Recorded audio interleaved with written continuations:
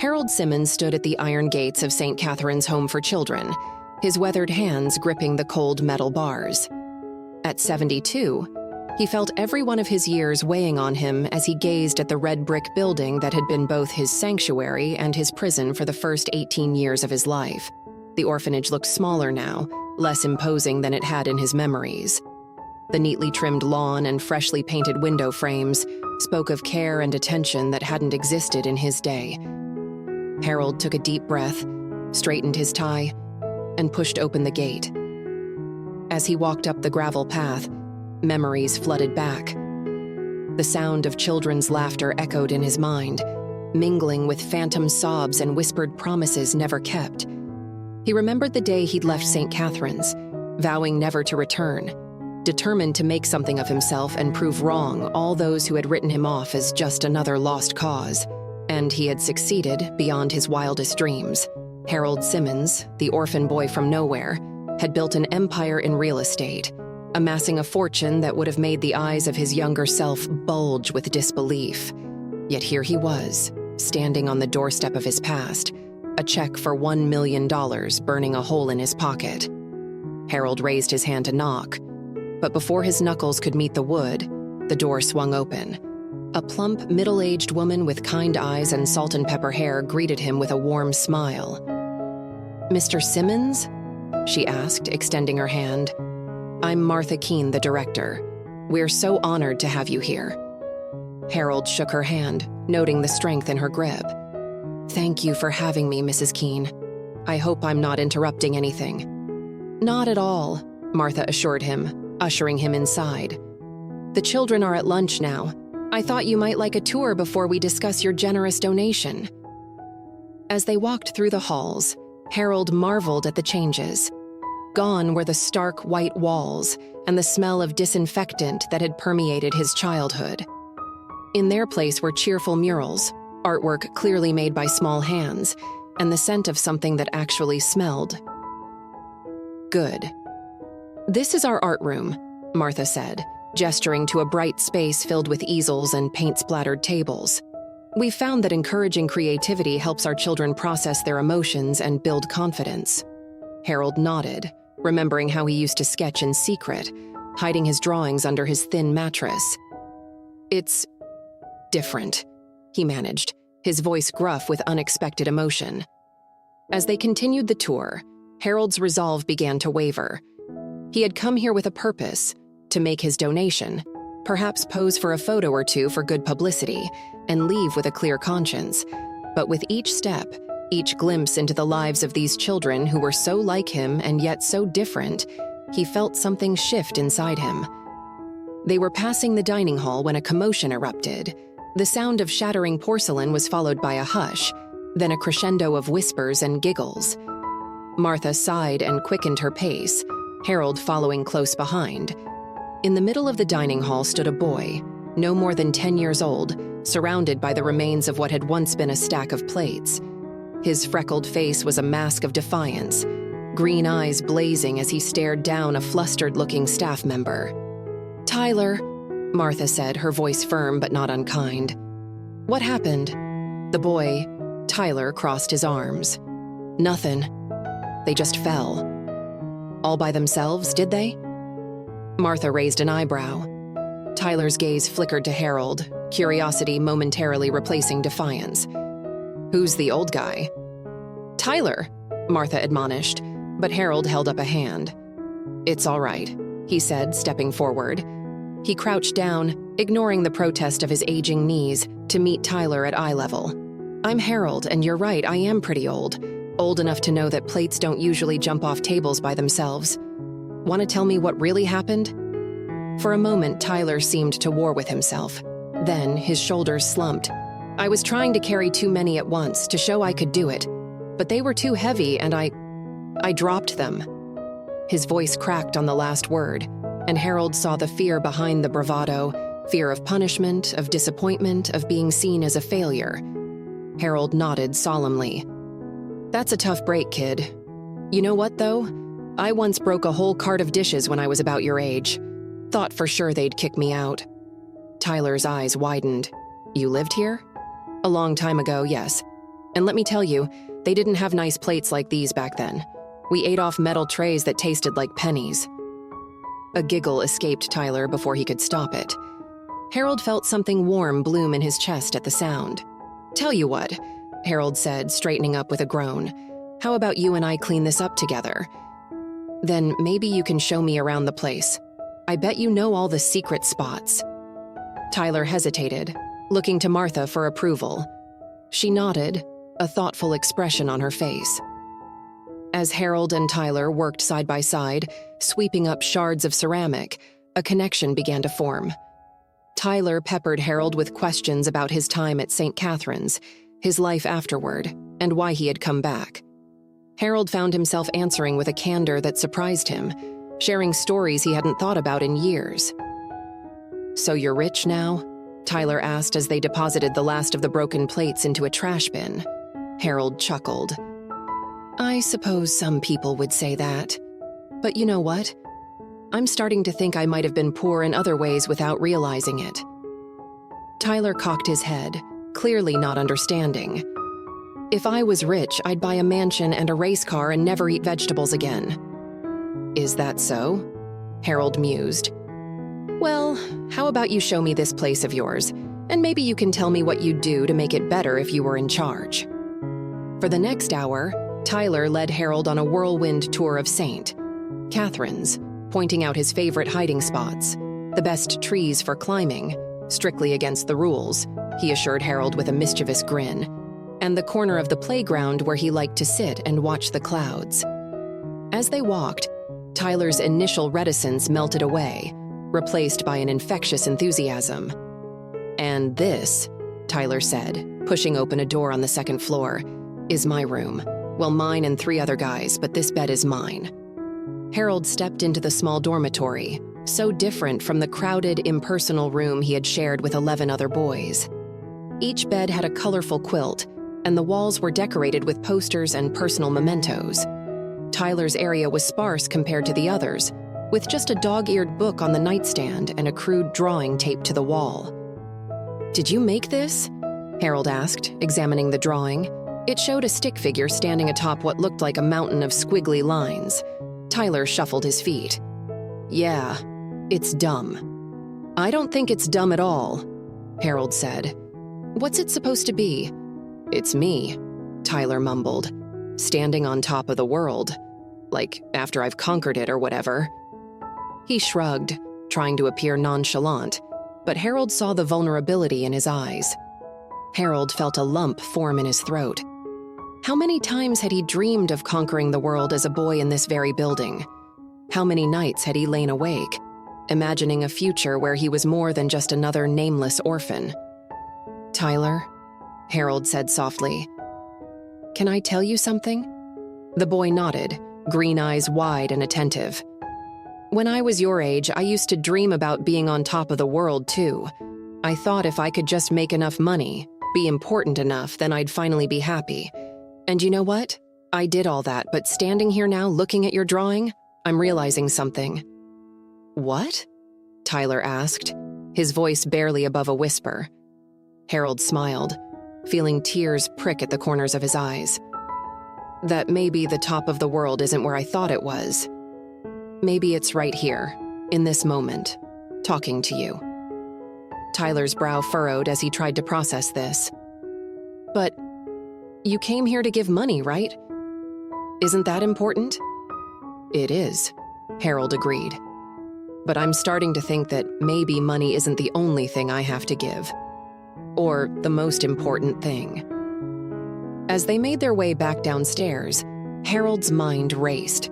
The check in his pocket, which had seemed so significant this morning, now felt inadequate. He had come here thinking he could ease his conscience with a grand gesture, but now he realized that what these children needed, what he had needed all those years ago, was something money couldn't buy.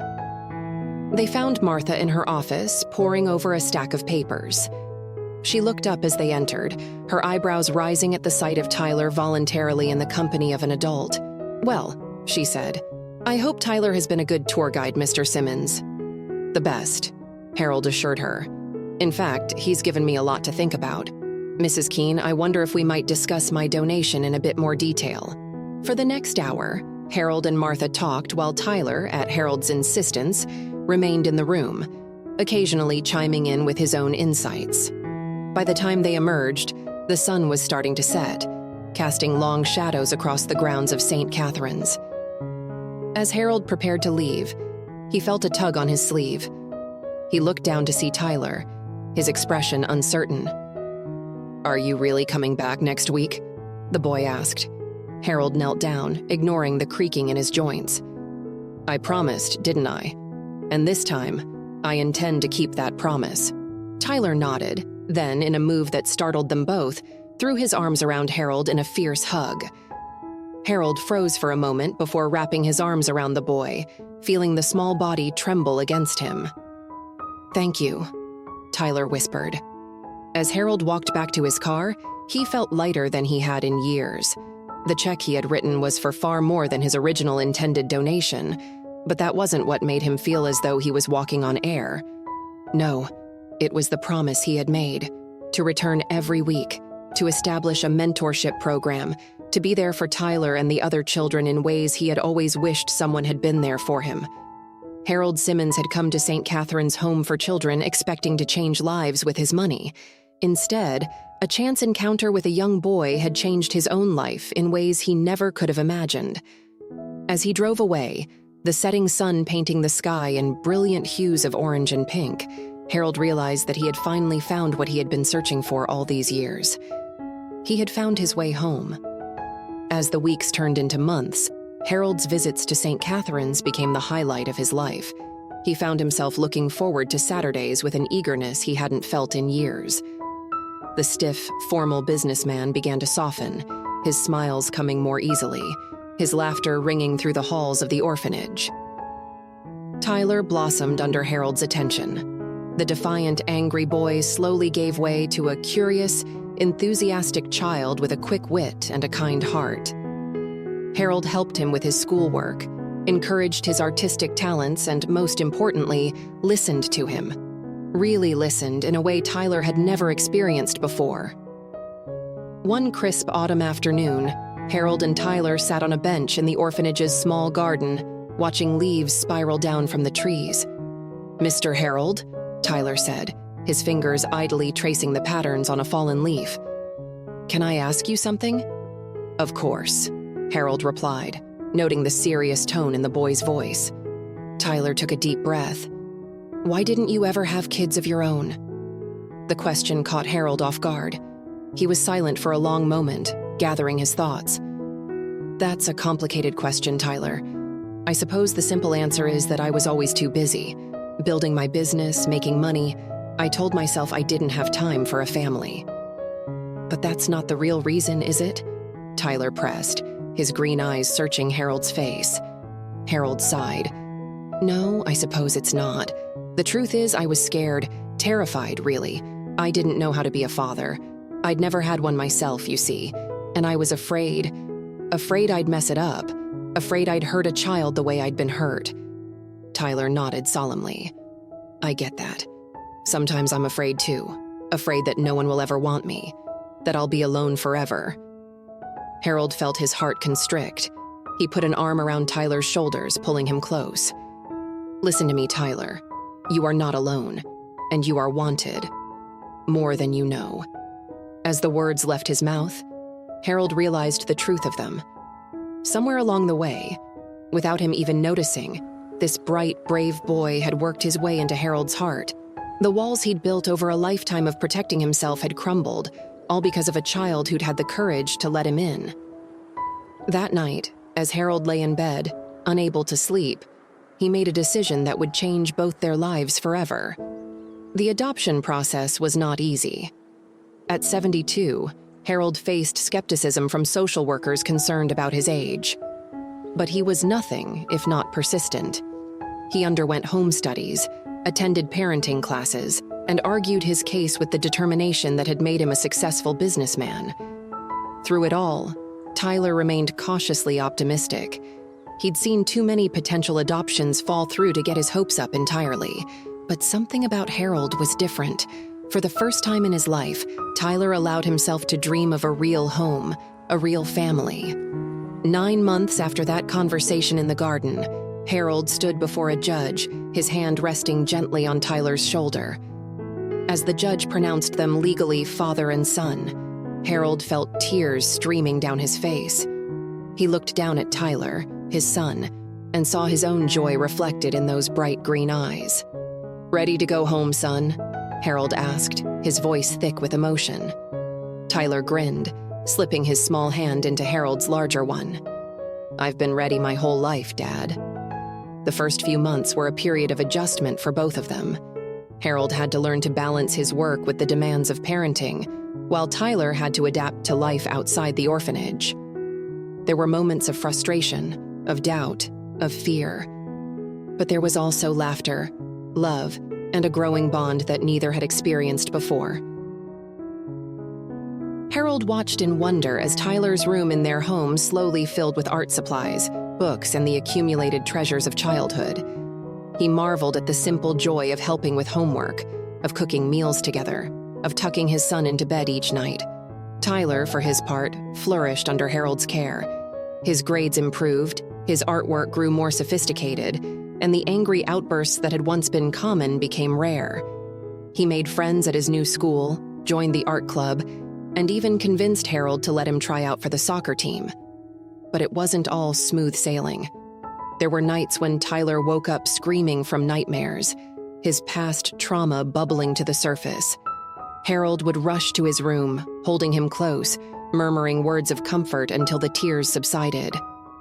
On those nights, Harold would often find himself unable to sleep, overwhelmed by the fierce protectiveness he felt for this child, who had so unexpectedly become the center of his world. As Tyler's 11th birthday approached, Harold racked his brain for the perfect gift. He wanted something special, something that would show Tyler just how much he meant to him. In the end, inspiration struck from an unexpected source. On the morning of Tyler's birthday, Harold led him into the study, where a large wrapped package waited. "Happy birthday, son," Harold said, watching nervously as Tyler tore into the wrapping paper. Tyler's eyes widened as he revealed a beautiful leather-bound sketchbook and a set of professional-grade colored pencils. But it was the framed picture beside them that made him gasp. It was Tyler's old drawing, the crude sketch of a stick figure standing atop the world. But now, next to it, was a new drawing. Done in Harold's painstaking, unpracticed hand, it showed two figures standing together on top of the world. A tall one and a short one, hand in hand. "Dad," Tyler whispered, his fingers tracing the simple lines of the drawing. "You made this?" Harold nodded, suddenly feeling self-conscious. "I know it's not very good. Art was never my strong suit, but I wanted you to know, you're not alone anymore, Tyler. Whatever mountains you have to climb, whatever worlds you need to conquer, I'll be right there beside you." Tyler launched himself into Harold's arms, hugging him fiercely. "It's perfect, Dad. It's the best gift I've ever gotten." As they stood there, wrapped in each other's embrace, Harold marveled at the journey that had brought them to this moment. He had gone to St. Catherine's that day intending to write a check to ease his conscience with a grand gesture. Instead, he had found something he never knew he was missing: a son to love, a purpose beyond accumulating wealth, a chance to heal the wounds of his own past by giving a child the love and support he had never received. In Tyler, Harold had found not just a son, but a teacher. This child, with his resilience, his creativity, his capacity for love despite the hardships he'd faced, had taught Harold more about life and love than all his years in business ever had. As they pulled apart, both a little misty-eyed, Harold ruffled Tyler's hair affectionately. "What do you say we go get some birthday pancakes?" Tyler's face lit up. "With chocolate chips? Is there any other kind?" Harold laughed, leading the way to the kitchen. As they cooked together, laughing and making a mess, Harold felt a profound sense of gratitude wash over him. He thought about the man he had been a year ago, successful by the world's standards, but empty inside. and he thought about who he was now: a father, a mentor, a man who had rediscovered the capacity for joy and wonder that he thought he'd lost long ago. All because he had walked through those iron gates. All because a young boy had dropped a stack of plates. All because he had opened his heart to the possibility of love. Harold Simmons had spent his life conquering the business world, amassing wealth and accolades. But it wasn't until he became a father that he truly felt on top of the world. And as he watched Tyler dig into his mountain of chocolate chip pancakes, Harold knew that this moment, this love, this family they had forged together, this was worth more than all the riches in the world. In the end, Harold realized, it wasn't about the money he could give. It was about the love he could share, the life he could change, the legacy he could leave. And in Tyler's smiling face, he saw a future brighter than any he could have imagined for himself. The old man who had returned to his childhood orphanage to make a donation had found something far more valuable than he ever could have anticipated. He had found a son, a purpose, and a love that would last a lifetime. And in doing so, Harold Simmons had finally truly come home.